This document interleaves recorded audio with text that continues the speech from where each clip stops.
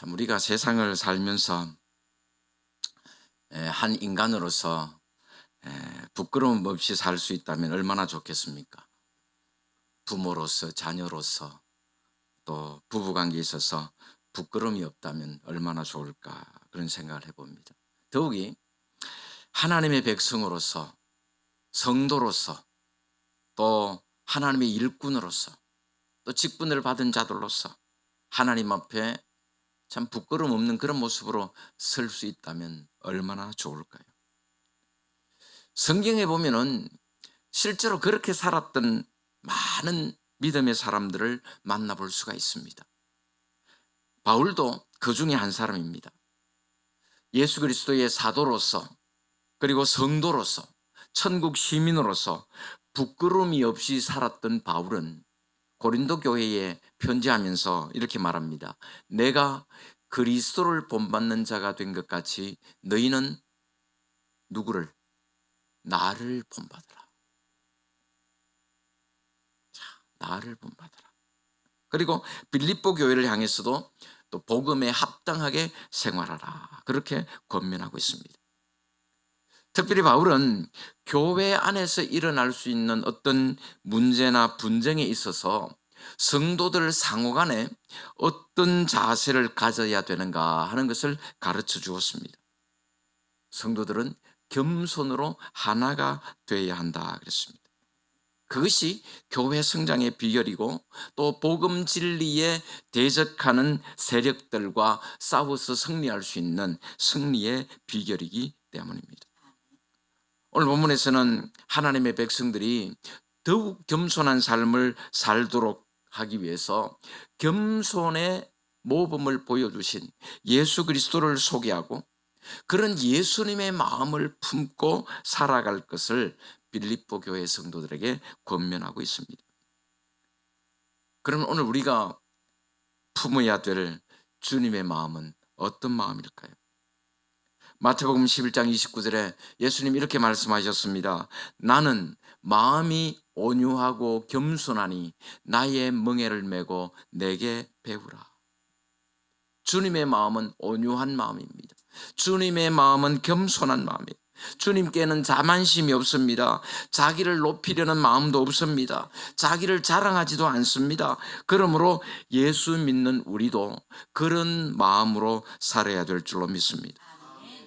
우리 각 사람이 예수 그리스도의 마음을 품을 때 한 마음이 될 수 있기 때문에 그렇습니다.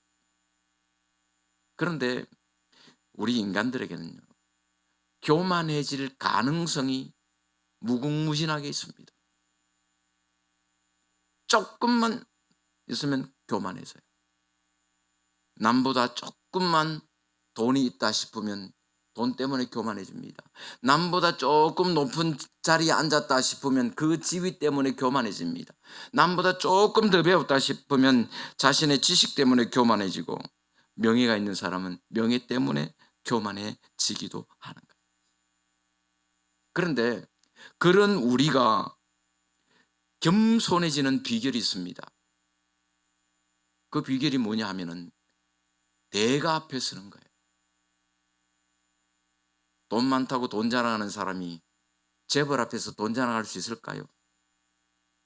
있으면 얼마나 있는데.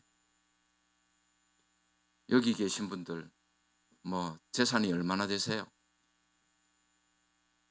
내가 볼 때 뭐 재산 뭐 기껏 해봐야지 한 10억 넘어가는 분도 내가 딱 부안이 한 두어 분 계실란가 몰라. 두 분도 안 될 것 같아. 그러면 보면 그죠? 진에서 좀 산다 해봐야지, 진에 집 팔아봐야지. 전에도 한 말씀드렸잖아요. 강남 가면 화장실 하나 삽니다. 그런 사람은 누구한테 돈 자랑할 거예요? 재벌들이 가진 돈이 어느 정도입니까? 그 사람들은 가진 재산이요, 조 단위잖아요. 수조, 수십조 재산 가지고 있는 사람 앞에 나 돈 있어 돈 자랑 못하는 거예요. 많이 배운 사람 앞에 내가 좀 배웠다고, 내가 좀 안다고 자랑할 수 있나요? 없습니다. 권력을 가진 사람 앞에 내가 가진 힘이, 여기는 권력이 보니까 이동 동장 권력 가진 분도 안 계시잖아요. 그런데 저 뭐 국회의원이나 대통령 앞에서 가지고 내가 누군지 알아 하실 분 있나요? 없습니다. 우리가 겸손해질 수 있는 비결은 대가 앞에 서서 나를 푸는 거예요. 더욱이 우리 주님 앞에서 우리가 뭘 내세울 수 있겠습니까? 뭘 사랑할 것이 있겠습니까? 만약 우리가 진정으로 하나 되기를 소원하고 참된 그리스도인의 공동체가 되기를 원한다면 주님의 마음을 본받지 않으면 안 된다는 것입니다. 그래서 바울은 5절에서 이렇게 말합니다. 너희 안에 이 마음을 품으라. 곧 누구의 마음요? 그리스도 예수의 마음이니. 이 말씀은 너희들 마음속에 그리스도 예수께서 가지셨던 그러한 삶의 자세를 가지고 살아라, 그런 뜻이에요. 그리고 이 말씀은 빌립보 교회 성도들을 향해서 주시는 말씀인 동시에 오늘을 살아가는 모든 그리스도인들에게 주시는 말씀입니다. 우리 예수님은 우리를 구원하시기 위해서 하늘 보좌를 버리시고 인간의 몸을 입고 이 땅에 오셔서 십자가에 죽으시기까지 복종하는 삶을 사셨습니다. 그것이 바로 예수님의 겸손이에요. 그 삶을 본받아야 되는 거예요. 죽기까지 겸손해질 수 있는 사람 누가 있겠습니까? 교회를 구성하는 우리 성도 한 사람 한 사람이 예수님처럼 그렇게 겸손할 수 있다면 교회는 하나 될 수 있는 거예요. 그래서 바울은 빌립보 교회 성도들에게, 그리고 오늘 우리에게 주님의 겸손한 삶을 본받으라고 가르치고 있는 것입니다. 우리가 예수님의 겸손에 대해서 이야기할 때 먼저 생각해 볼 수 있는 것은, 그것은 과연 예수님은 누구이신가? 예수님은 누구신가? 다시 말하면 예수님 본래의 신분이 무엇이었는가 하는 것을 먼저 생각해 봐야 돼요. 우리가 잘 아는 것처럼 예수 그리스도는 하나님이십니다. 6절에 보니까 그는 근본 하나님의 본체시나, 하나님의 본체. 이 본체라고 하는 말은 원어 성경에 보면은 모르페라고 하는 단어를 쓰고 있는데요. 그 말은 단순히 하나님의 성품을 닮았다거나 또 하나님께서 가지고 있는 그런 속성들을 가졌다, 그런 뜻이 아닙니다. 본체라고 하는 말은 하나님 자체다, 그 말이에요. 하나님이시란 말이에요. 그러니까 우리 예수님은 하나님과 동등하신 분으로서 인정을 받고 인간을 비롯한 모든 피조물로부터 찬양과 경배와 영광을 받으시는 것이 합당한 그런 분이라는 것입니다. 그런데 예수님께서는 하나님과 동등됨을 취할 것으로 여기지 아니하셨다고 말씀합니다. 예수님은 성부 하나님과 동등한 영광을 누리지 아니하셨다, 그 말씀입니다. 예수님께서 자기를 비우셨다는 말이에요. 7절에 말씀합니다. 오히려 자기를 비워 종의 형체를 가지사 사람들과 같이 되셨고. 여기 보면은 자기를 비웠다, 종의 형체를 가졌다, 사람들과 같이 되셨다, 이 세 개의 문장이 들어 있습니다. 자기를 비웠다고 하는 것이 핵심 문장이고, 나머지 두 개는 자기를 비운 방법을 표현하고 있는, 어떻게 비웠는지 그 방법을 이야기하고 있는 것입니다. 우리 예수님은 자기를 비우신 분이십니다. 자기를 비웠다, 그 말은 사람들을 위해서 자신을 내어주셨을 뿐만 아니라 자신의 전부를 쏟아부으셨다, 그 말씀입니다. 자신을 비우셨다는 말은 권리를 포기했다는 말입니다. 예수님은 하나님으로서의 영광과 경배를 받으시는 것이 마땅하지만 그것을 포기하셨어요. 예수님은 우리를 위해서 그렇게 자신을 비우는 삶을 사셨습니다. 그런데 우리는 어떻습니까? 우리는 작은 것도 포기 못합니다. 조그마한 권리나 기득권만 있어도 목소리를 높입니다. 조금이라도 내게 손해가 된다 싶으면 흥분합니다. 남들이 나를 알아주지 않고 인정해주지 않으면 불평하고 서운해하는 자들입니다. 내가 누군지 알아? 자신의 존재감을 나타내기 위해서 소리를 지르고 갑질하는, 그죠? 그게 바로 우리 인간들이란 거예요. 흔히 우리가 마음을 비웠다 그런 말을 하잖아요. 그렇게 쉽게 말은 하지만 마음을 비운다는 것 결코 쉬운 일이 아닙니다. 그러나 우리 예수님은 자신을 온전히 비우셨습니다. 모든 걸 다 포기하셨다는 말입니다. 하나님의 율법에 대한 자신의 유리한 위치도 포기하셨고, 자신의 부요하신 삶도 포기하셨고, 하나님으로서의 영광도 다 포기하셨습니다. 이처럼 예수님은 자신을 온전히 비우신 분이셨습니다. 그래서 예수님께서는 종의 형체를 가지셨다고 말씀합니다. 겉모습만 종이 되었다거나 종으로 가상했다 그런 말이 아닙니다. 종처럼 보였다 그런 말이 아닙니다. 실제로 종이 되셨다는 말이에요. 우리 예수님은 종이 가지는 본질적인 속성들을 다 가지셨습니다. 종의 삶을 사셨다 그런 말이에요. 예수님은 자신의 권리나 유익은 전혀 생각지 않으시고 오로지 하나님의 뜻에 복종하며 사람들을 섬기기 위한 종으로 이 세상에 오셨다 하는 것을 말씀합니다. 마태복음 20장 28절에 이렇게 말씀합니다. 인자가 온 것은 섬김을 받으려 함이 아니라 도리어 섬기려 하고 자기 목숨을 많은 사람의 대속물로 주려 함이니라.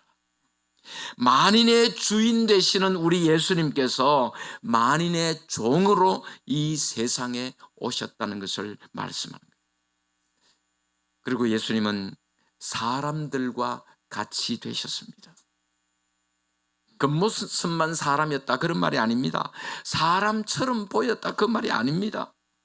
우리와 똑같은 사람이 되셨다 그 말이에요.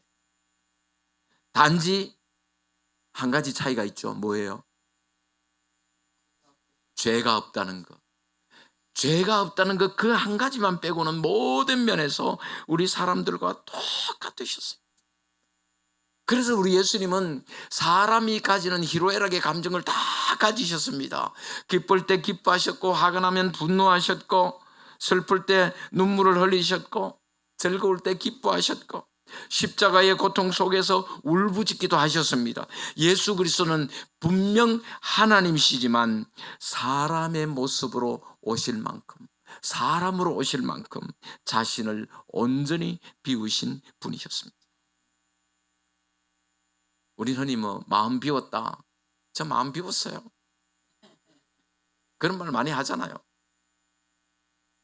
얼마나 비웠는데요? 얼마나 비웠는데요? 마음 비웠다. 근데 실제로 마음을 비우는 것 쉬운 일이 아니에요. 우리는 우리의 나이나 신분이나 지위에 합당한 대우를 받지 못하면 어떻게 합니까? 맞습니다. 분노합니다.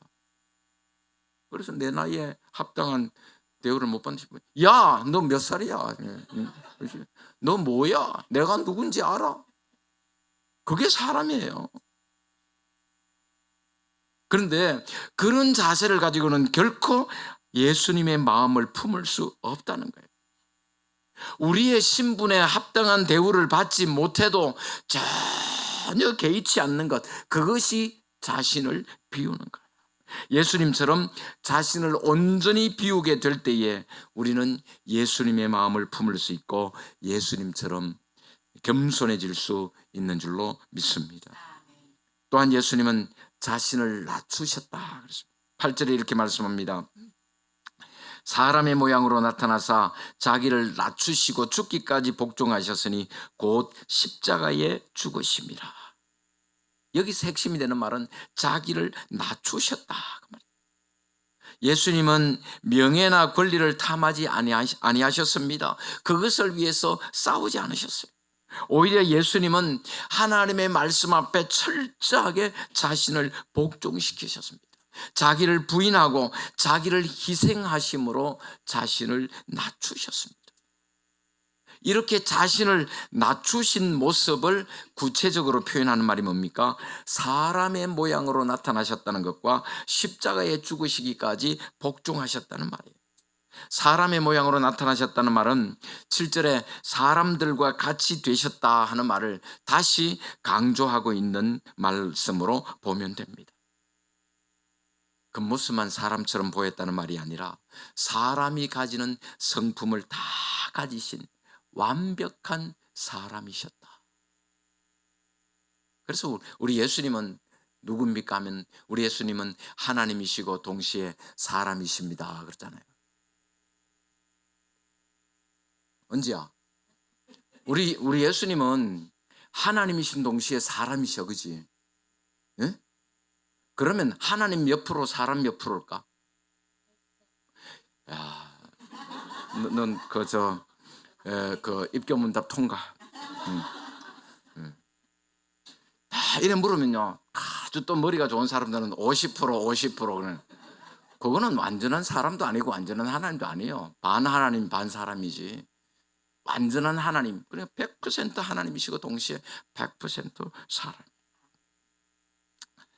그리고 우리 예수님은 십자가에 죽기까지 복종하셨다.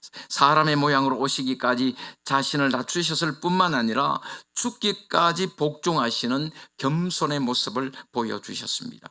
죽기까지 복종하셨다. 이 말씀은 완전한 복종을 의미합니다. 우리 예수님은 자신을 희생하심으로써 하나님께 완전히 복종하신 거예요. 죽음의 자리에까지 내려가신 것은 극도의 낮아지심을 말합니다.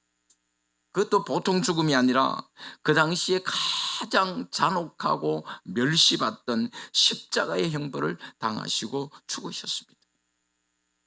이처럼 우리 예수님의 생애는 겸손 그 자체였습니다. 그는 분명히 하나님이셨지만 하나님과 동등됨을 취하지 아니하셨습니다. 오히려 자기를 비우고 종의 형체를 가져 사람들과 같이 되셨습니다. 사람 중에서도 복종하는 사람이 되셨고, 복종도 그냥 복종이 아니라 죽으시기까지 복종하셨고, 죽음도 평범한 죽음이 아니라 십자가의 죽음이었습니다. 예수 그리스도의 죽음은 주님의 겸손의 절정이었다고 말할 수 있습니다. 이처럼 예수님은 하나님의 영광을 다 포기하시고 사람의 모습으로 오셔서 십자가에 죽으시기까지 자신을 낮추셨던 겁니다. 그러면 하나님께서는 우리 예수님을 어떻게 하셨을까요? 하나님은 예수 그리스도를 지극히 높여주셨다 말씀합니다. 9절 상반절에 보니까 이름으로 하나님이 그를 지극히 높여 그랬습니다.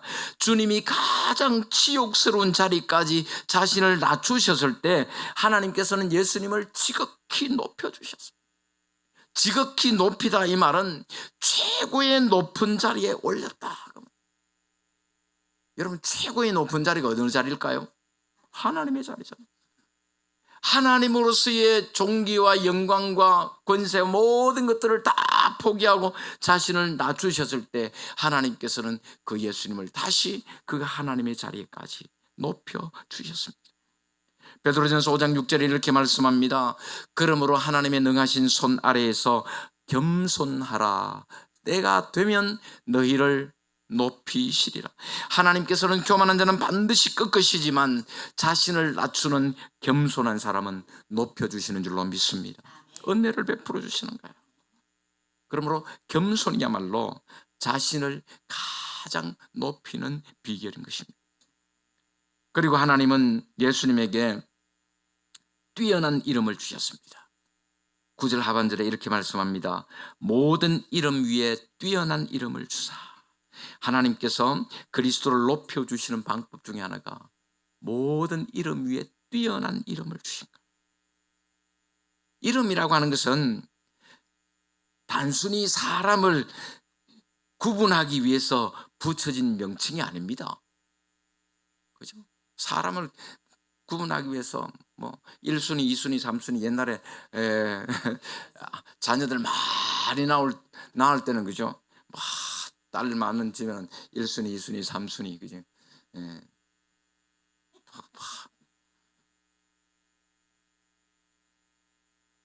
웃으시는 분 한 분 계시네요. 그죠? 근데 단순히 구분하기 위해서 붙인 명칭이 아니에요. 여기서 이름을 주셨다 그 말은 그 이름에 합당한 지위와 직책과 위엄과 권세와 능력까지 그 이름에 합당한 모든 것을 다 주셨다는 말이에요. 그 이름에 합당한 영광을 주셨다는 말입니다. 자신의 영광을 다 포기하시고 멸시와 굴욕을 참으신 주님을 하나님께서 영화롭게 해 주셨다는 말이에요. 그리고 모든 자들이 예수님의 이름 앞에 무릎 꿇도록 하셨습니다. 10절에 보니까 하늘에 있는 자들과 땅에 있는 자들과 땅 아래 있는 자들로 모든 무릎을 예수의 이름에 꿇게 하시고, 하늘에 있는 자들은 천사들을 비롯하여 그리스도 안에서 죽은 영혼들, 우리 예수 믿다가 천국 가 있는 성도들을 의미합니다. 그리고 땅에 있는 자들은 현재 이 세상에 살고 있는 사람들을 의미하고, 땅 아래에 있는 자들은 악령들과 또 불신자들의 영혼을 의미한다고 볼 수 있습니다. 그들 모두가 누구 이름 앞에? 예수 이름 앞에 무릎을 꿇게 하셨습니다. 무릎을 꿇는다는 말은 무슨 의미입니까? 완전한 복종을 의미하는 거예요. 완전히 복종하신 예수님, 십자가에 죽으시기까지 자신을 완전히 복종시키신 그 예수님은 이제 세상 모든 피조물로부터 복종을 받으셔야 되는 거예요. 모든 사람들이 예수님의 이름 앞에 무릎을 꿇게 될 것입니다. 감사하는 마음으로 무릎을 꿇는 자들도 있을 것이고, 들으는 쓴 마음으로 무릎 꿇는 자들도 있을 것입니다. 하나님은 모든 피조물들이 예수님의 이름 앞에 무릎 꿇도록 예수님을 지극히 높여주셨습니다. 또한 하나님께서는 모든 사람으로 하여금 예수 그리스도를 주라 시인하게 하셨습니다. 11절에 이렇게 말씀합니다. 모든 입으로 예수 그리스도를 주라 시인하여 하나님 아버지께 영광을 돌리게 하셨느니라. 여러분, 주라는 말이 무슨 뜻이죠? 주. 여러분, 주님 안 찾아요. 맨날 기도할 때마다 주여 하면서도 뭐 그건 누군지도 모르고 주여 합니까? 주여가 누구예요? 무슨 뜻이에요? 주인. 맞아요. 주라는 말은 주인이라는 말이에요.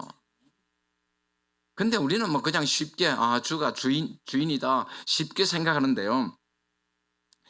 그 당시에 주라고 부르는 거는요, 종이 주인을 부를 때, 그때는 노예가 있던 시대입니다. 그 종이 주인을 부를 때 주님 그렇게 불렀습니다.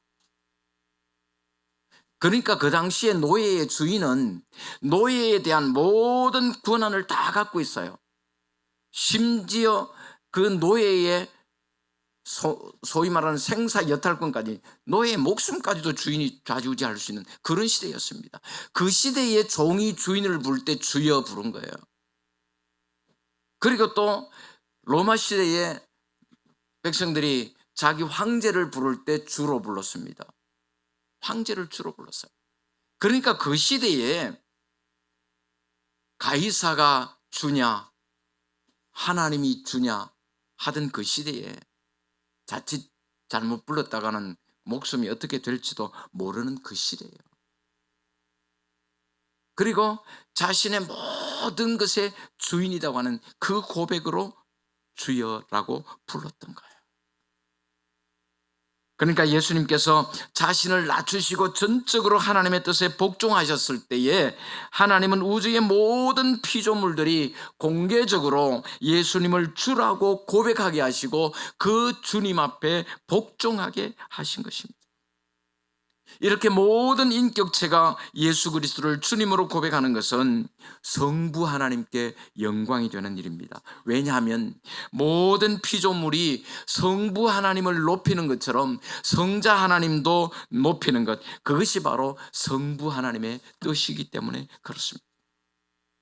이처럼 예수 그리스도는 완벽하게 겸손하신 분이셨습니다. 겸손의 화신이요 겸손의 본복이었습니다. 예수님은 자신을 철저히 낮추셨기에 하나님은 예수님을 지극히 높여주셨습니다.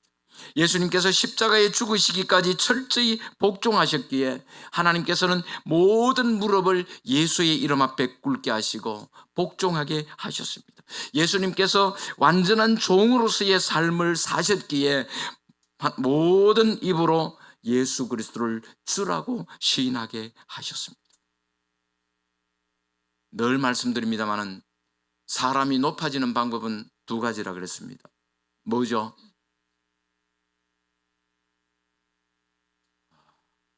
이건 한두 번 얘기한 게 아니고만. 높아지는 방법 딱 두 가지예요. 두 가지밖에 없어요. 딱 기억에 넣으세요. 하나님께서 높여주시든지 아니면 내가 높이든지 둘 중에 하나예요. 낮아지는 방법도 딱 두 가지밖에 없어요. 하나님이 낮추시든지 내가 낮추든지 딱 두 가지밖에 없어요. 그런데 여러분, 스스로 낮추는 겸손한 사람은 하나님이 높여주십니다. 그러나 스스로 높이는 교만한 사람은 반드시 하나님이 낮추십니다. 사랑하는 성도 여러분, 겸손하다는 것은 결코 손해가 아닙니다. 보다 중요한 사실은요, 우리는 겸손할 수밖에 없는 존재이기 때문에 겸손해야 된다는 거예요. 다시 말하면 우리에게는 교만할 끈덕지가 없다는 거예요, 여러분. 특별히 자기를 낮출 필요 없습니다. 내가 어떤 사람인가 그것만 제대로 보고 제대로 알면 그게 바로 겸손해요. 예수님은 하나님으로서의 마땅히 누려야 할 권리와 특권과 영광 다 포기하시고 자신을 낮추셨습니다. 그러나 우리는 그렇게 낮출 필요가 없습니다. 왜? 본래 낮은 자들인데 뭘 낮춰요? 다른 사람들이 나를 잘 모르기 때문에 좀 괜찮은 사람으로 봐주는 거지, 나를 제대로 알면요 다 겸손할 수밖에 없습니다. 자신의 모습을 정직하게 볼 수만 있다면 자기 자신을 존경할 수 있는 사람 누가 있겠습니까? 그럼에도 불구하고 우리는 도둑 같은 마음을 가지고 존경받기를 원하고 낮은 인생이 높아지기를 원합니다. 그것이 바로 교만이라는 것입니다. 베드로전서 5장 5절 말씀을 꼭 기억하시기를 바랍니다. 하나님은 교만한 자를 대적하시되 겸손한 자에게는 은혜를 주시느니라. 예수님 같은 겸손한 마음을 품고 살아갈 때 하나님 우리에게 은혜를 베풀어 주시는 줄로 믿습니다.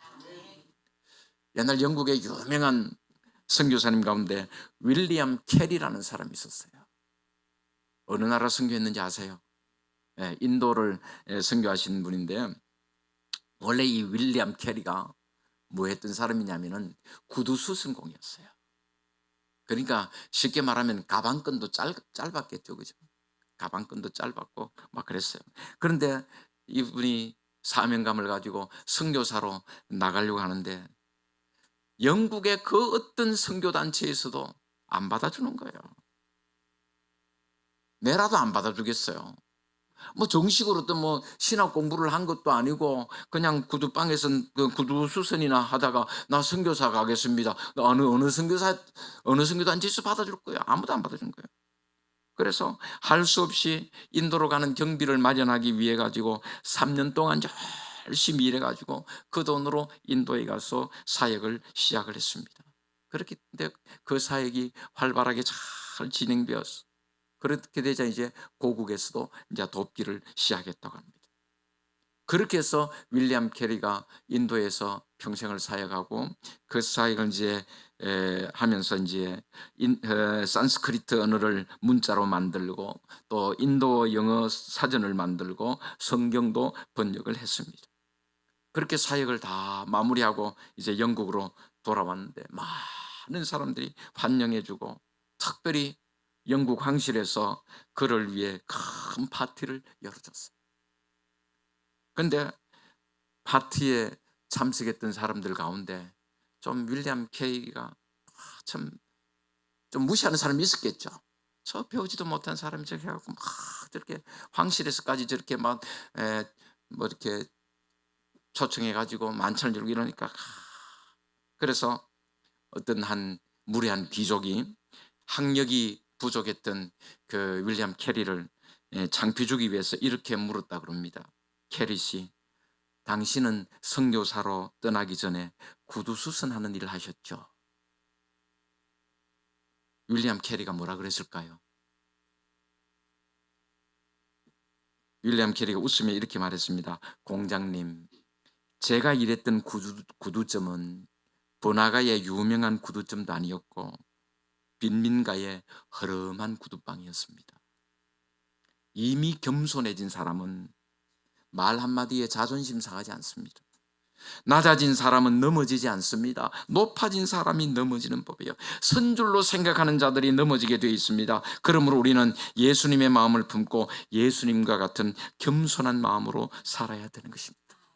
성경에 보면은 겸손한 자들에게 주시는 하나님의 축복의 약속들이 얼마나 많은지 몰라요. 욥기 22장 29절에 하나님은 겸손한 자를 구원하신다 그랬습니다. 시편 17절에 겸손한 자의 소원을 들으셨다 그랬고, 시편 147편 6절에 여호와께서 겸손한 자들을 붙드신다고 했습니다. 잠언 3장 34절에 겸손한 자에게 은혜를 베푸신다고 했고, 이사야 29장 19절에 겸손한 자에게 기쁨이 더한다 그렇게 말씀합니다. 이렇게 성경 많은 곳에서 하나님은 겸손한 자를 축복해 주신다고 약속하고 있습니다. 예수님의 마음을 품고 살아갈 수 있기를 바랍니다. 겸손하게 살아갈 수 있기를 바랍니다. 예수님은 하나님이셨지만 하나님의 영광을 다 포기하고 우리를 위해서 낮아지셨습니다. 우리도 그런 예수님의 마음을 품고 살았으면 좋겠습니다. 예수님처럼 나보다 남을 더 낮게 여기고 서로 존중하고 서로 세워주면서 겸손하게 산다면 더 아름답고 행복한 공동체를 세워가게 될 것입니다. 우리가 하나님 앞에서 겸손하게 살아간다면 때가 되면 하나님께서 반드시 우리를 높여주십니다. 예수님을 지극히 높여주셨던 하나님께서 우리를 높여주실 그때를 소망하면서 우리 예수님의 마음을 품고 겸손하게 살아갈 수 있는 우리 모두가 될 수 있기를 주님의 이름으로 축원합니다.